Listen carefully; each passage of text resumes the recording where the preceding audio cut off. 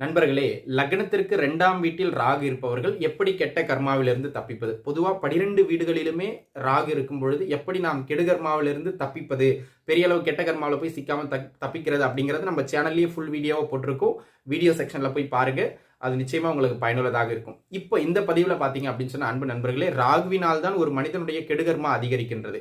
லக்னத்திற்கு 2ல ராகு இருக்கிறவங்க என்ன செய்யணும் அப்படின்னு கேட்டீங்கன்னா 2 விஷயம்ங்க.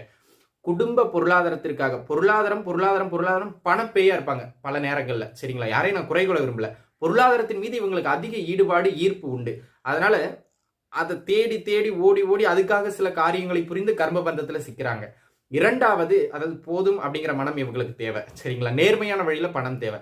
2வது, பிறரை பற்றி பேசுவது, பிறரை பற்றி இகழ்வது, பிறரை பற்றி புறம் பேசுவது, இதன் மூலமாக கர்மாவை அதிகப்படுத்திக்கிறாங்க. ஆக இந்த 2 செயலையும் நீங்க சரி பண்ணிட்டீங்க அப்படின்னு சொன்னா கர்மாவில இருந்து தப்பிச்சுக்கிடலாம். இருந்தாலும் அந்த ஃபுல் வீடியோ பார்த்து கொஞ்சம் தெளிவா